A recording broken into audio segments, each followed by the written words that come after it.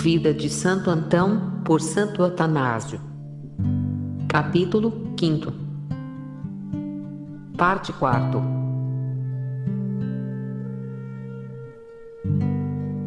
Parágrafo 1º. Discernimento dos Espíritos.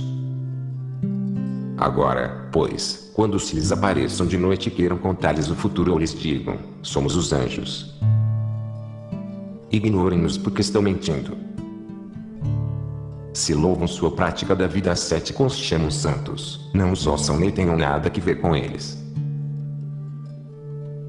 Façam antes o sinal da cruz sobre si mesmos, sobre sua morada e oração, e vê-los vão desaparecer.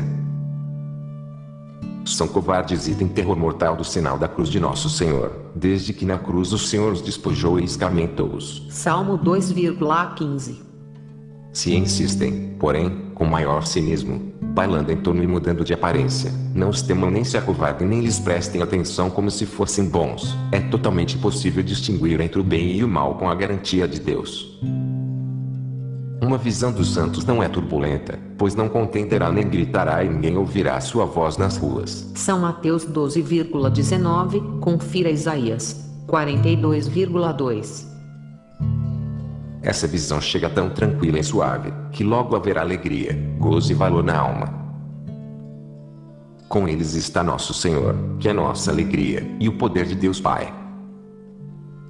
E os pensamentos da alma permanecem desembaraçados e sem agitação, de modo que em sua própria brilhante transparência é possível contemplar a aparição.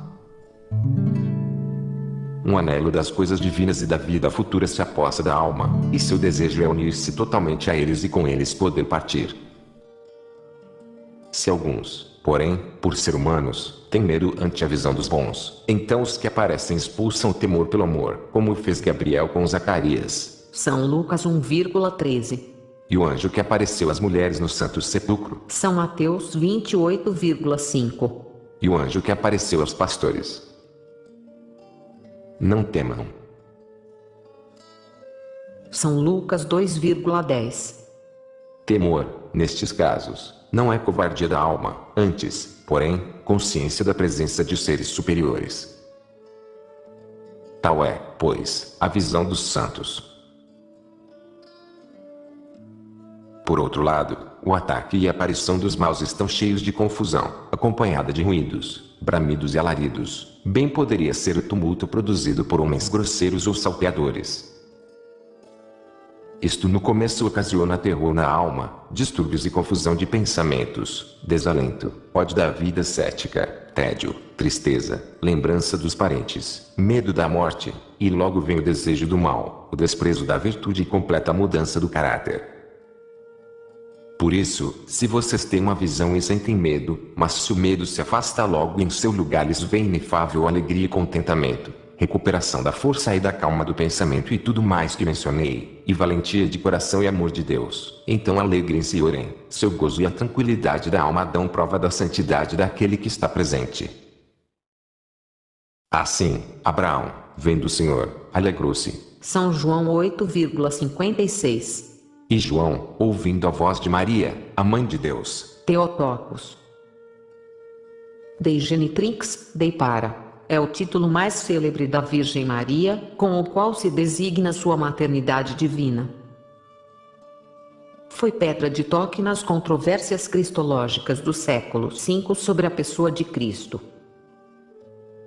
O título foi negado pelo patriarca Nestório de Constantinopla, por não ser escriturístico, não utilizado pelo Concílio de Niceia, não poder a Virgem Maria, por ser criatura, gerar a divindade, por convir o título somente ao Pai. Os nestorianos preferiam Christotokos. Os oponentes a Nestório, encabeçados por São Cirilo de Alexandria, não só conseguiram no concílio de Éfeso a definição da união de naturezas em sua única pessoa e a condenação de Nestório, mas também fizeram aceitar o título mariano. A primeira menção segura disso é de Santo Alexandre de Alexandria, o predecessor de Santo Atanásio, em sua carta a Alexandre de Constantinopla. O historiador Sócrates sustenta que já Orígenes usou este título, mas não foi encontrado nas obras que até nós chegaram do grande mestre alexandrino. Entre as obras de Santo Hipólito de Roma aparece o título várias vezes, mas em obras cuja autenticidade se discute ou em passagens interpoladas. Saltou de alegria. São Lucas 1,41. Se, porém, visões os surpreendem e confundem e há abertamente tumulto e aparições terrenas e ameaças de morte e tudo mais que mencionei, saibam então que a visita é do mal. Tenham também este outro sinal: se a alma prossegue com medo, o inimigo está presente. Os demônios não tiram o medo que produzem, como fez o grande arcanjo Gabriel com Maria e Zacarias, e o que apareceu às mulheres no sepulcro. Os demônios, ao contrário, quando veem que os homens têm medo, aumentam suas fantasmagorias para aterrorizá-los ainda mais. Depois descem e os enganam dizendo-lhes: prostrem-se e adorem-nos. Confira São Mateus 4,9. Assim enganaram os gregos, pois entre eles os havia, tomados falsamente por deuses. Nosso Senhor, porém, não permitiu que fôssemos enganados pelo demônio, quando uma vez repeliu quando intentava utilizar suas alucinações com ele. Aparta-se, Satanás, porque está escrito: adorarás ao Senhor, teu Deus, e só ele servirás. São Mateus 4,10. Por isso, desprezemos sempre mais o autor do mal, pois o que nosso Senhor disse foi por nós. Quando os demônios ouvem tais palavras, são expulsos pelo Senhor que com essa palavras os repreendeu. Não devemos jactar-nos de expulsar os demônios nem vangloriar-nos por curas realizadas. Não devemos honrar só ao que expulsa os demônios e desprezar o que não o faz. Que cada um observe atentamente a vida ascética do outro, e então imite-a e emule, ou a corrija. Quanto a fazer milagres, não nos compete. Isto está reservado ao Salvador, que, por outro lado, disse a seus discípulos: alegrem-se, não porque os demônios se lhes submetem, mas porque têm seus nomes escritos no céu. São Lucas 10,20. E o fato de estarem nossos nomes escritos no céu é testemunho para nossa vida de virtude, mas quanto a expulsar demônios, é dom do Salvador. Por isso, aos que se gloriavam não de sua virtude mas de seus milagres diziam: Senhor, não expulsamos demônios em teu nome e não operamos milagres, também em teu nome. São Mateus 7,22. Ele respondeu: em verdade lhes digo que não os conheço. São Mateus 7,23. Pois o Senhor não conhece o caminho dos ímpios. Confira Salmo 1,6. Em resumo, deve-se orar, como já disse, pelo dom do discernimento dos espíritos, a fim de que, como está escrito, não creiamos a cada espírito. Confiram São João 4,1.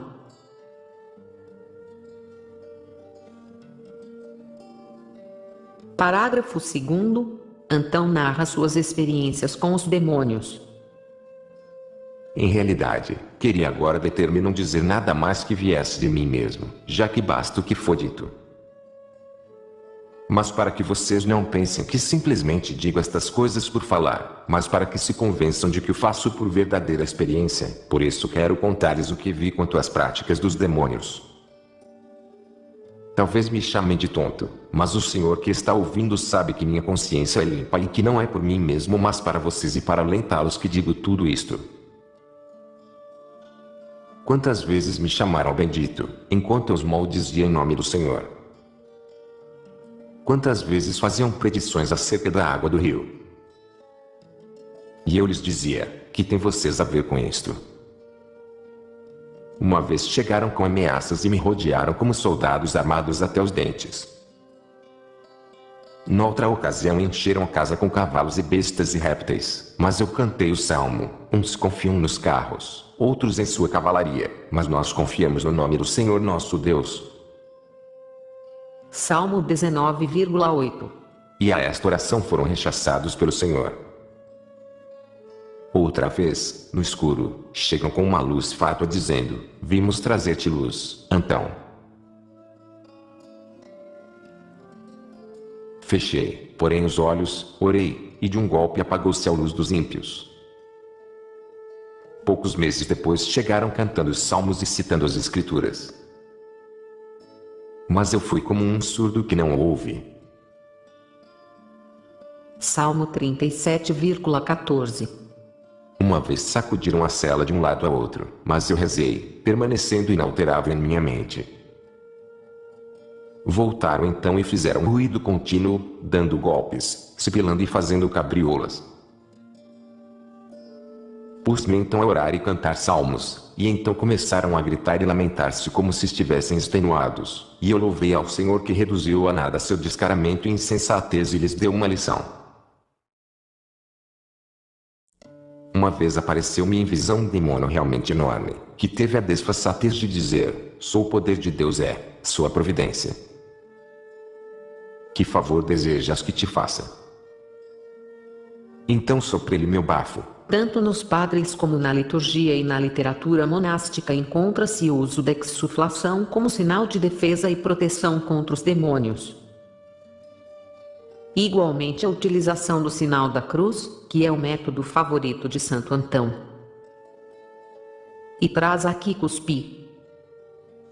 Por alguma variante de seu texto grego, o que também se fala na literatura como sinal contra o demônio. Invocando o nome de Cristo eu fiz empenho de golpeá-lo. Parece que tive êxito, porque logo, grande como era, desapareceu, e todos seus companheiros com ele, ao nome de Cristo. Outra vez, estava eu jejuando e chegou-se a mim o velhaco trazendo pães ilusórios. Pôs-se a dar-me conselhos: come e deixa-te de privações. Também tu és homem e estás a ponto de adoecer. Mas eu, percebendo seu embuste, levantei-me para orar e ele não aguentou, desapareceu como fumaça através da porta. Quantas vezes me mostrou no deserto uma visão de ouro que eu podia pegar e levar. Opus-me cantando um salmo e se dissolveu. Bateu-me muitas vezes e eu dizia: nada poderá separar-me do amor de Cristo. Confira Romanos 8, 35. E eles então se golpeavam uns aos outros.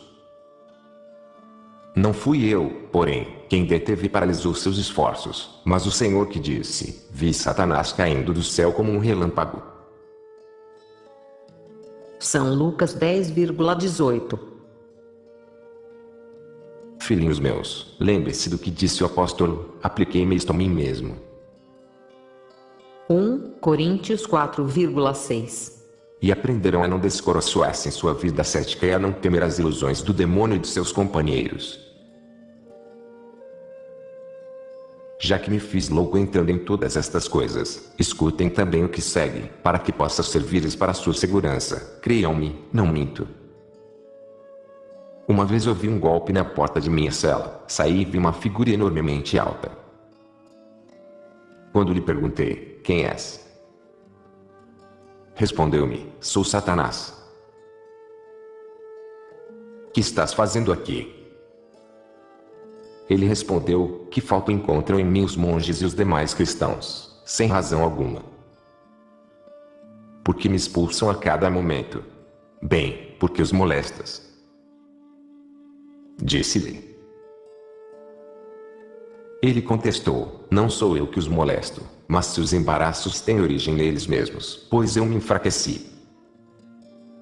Não leste por acaso, o inimigo foi desarmado, arrasaste suas cidades. Salmo 9,7.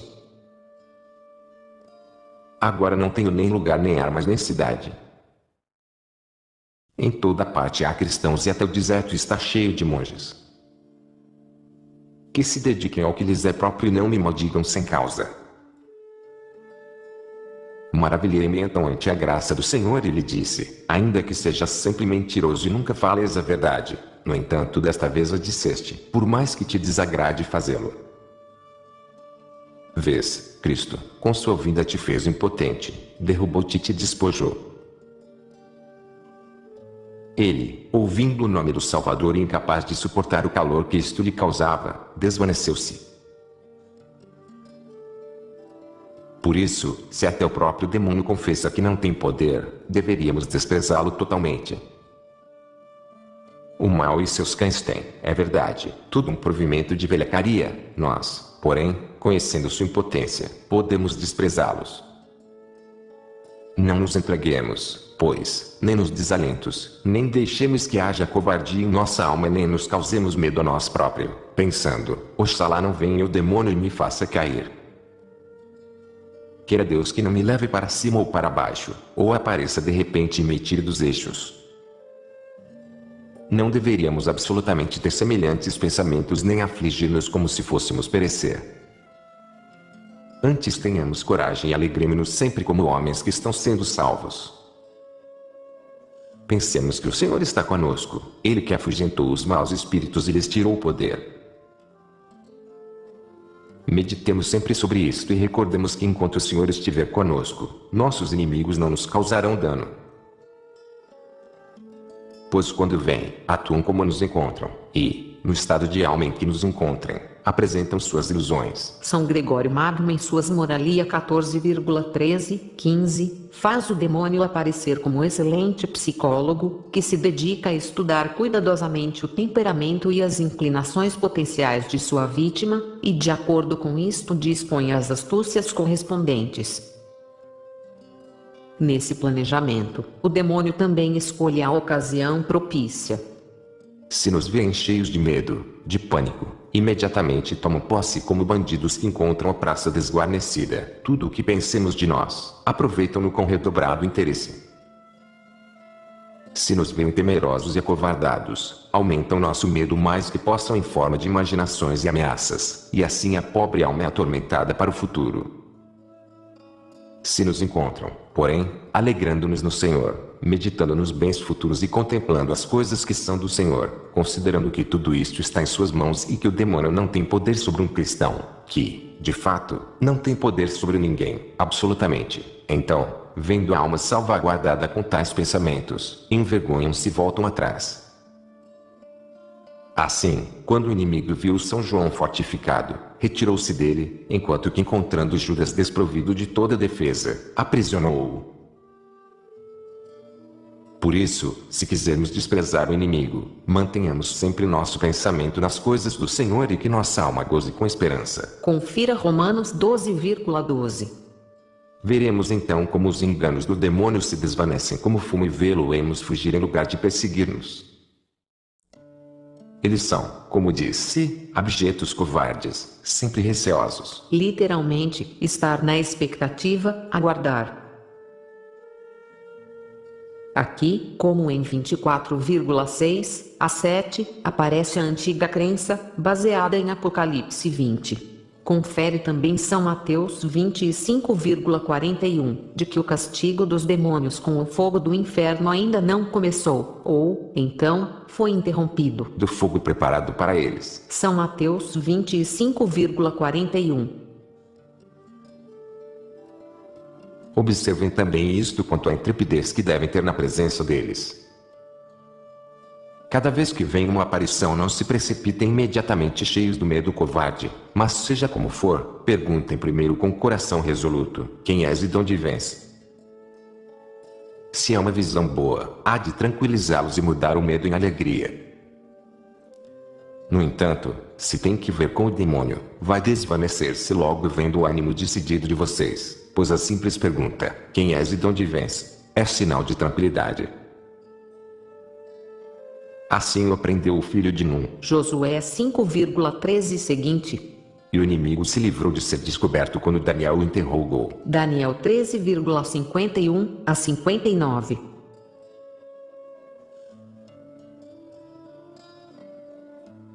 Parágrafo 3º. Virtude monástica. Enquanto então discorria sobre esses assuntos com eles, todos se regozijavam. Aumentava em uns o amor à virtude, em outros desaparecia a negligência, e em outros era reprimida a vanglória. Todos prestavam atenção a seus conselhos sobre os ardis do inimigo, e se admiravam da graça dada então pelo Senhor para discernir os espíritos. Suas celas solitárias nas colinas eram assim como tendas cheias de coros divinos, cantando salmos, estudando, jejuando, orando, gozando com esperança da vida futura, trabalhando para dar esmolas e preservando o amor e a harmonia entre si. E em realidade, era como ver um país diferente, uma terra de piedade e justiça. Não havia nem malfeitores nem vítimas do mal, nem acusações do cobrador de impostos. Como o Novo Testamento já o testemunha, era notório na antiguidade o desprezo pelos cobradores de impostos. A guerra é o pai dos impostos. É indubitável a idealização da vida monástica no Egito neste panegírico, confere também São João Crisóstomo, homilia em São Mateus 8,4, 5. Mas uma multidão de ascetas, todos com um só propósito, a virtude. Assim, ao ver estas celas solitárias e o admirável afastamento dos monges, não se podia deixar de elevar a voz e dizer: como são belas tuas tendas, ó Jacó, e tuas moradas, ó Israel! Como arroios se estendem, como hortos junto ao rio, como tendas plantadas pelo Senhor, como cedros junto às águas. Livro de Números 24,5. Então voltou como de costume à sua própria cela e intensificou as práticas ascéticas. Dia por dia suspirava na meditação das moradas celestiais. Confira São João 14,2. Com todo anelo, vendo a breve existência do homem. Ao pensamento da natureza espiritual da alma, envergonhava-se quando devia dispor-se a comer ou dormir ou a executar outras necessidades corporais. Muitas vezes, quando ia compartilhar seu alimento com muitos outros monges, sobrevinha-lhe o pensamento do alimento espiritual e, rogando que o perdoassem, afastava-se deles, como que envergonhado de que os outros o vissem comendo. Comia, certamente, por necessidade de seu corpo, e frequentemente em companhia dos irmãos, perturbado por causa deles, mas falando-lhes pelo auxílio que suas palavras significavam para eles. Costumava dizer que se deveria dar todo o seu tempo à alma antes que ao corpo. Certamente, posto que a necessidade o exige, algo de tempo deve ser dado ao corpo, mas em geral deveríamos dar nossa primeira atenção à alma e procurar seu progresso. Ela não deveria ser arrastada para baixo pelos prazeres do corpo, mas este é que deve ser posto sob a sujeição da alma. Isto, dizia, é o que o Salvador expressou: não se preocupem por sua vida, pelo que hão de comer ou beber, nem estejam ansiosamente inquietos. Os mundanos é que buscam todas estas coisas, pois o Pai sabe que tem necessidade de tudo isto. Procurem primeiro o seu reino, e tudo mais lhes será dado por acréscimo. São Lucas 12,22, 29 a 31. Confira também São Mateus 6,31 a 33.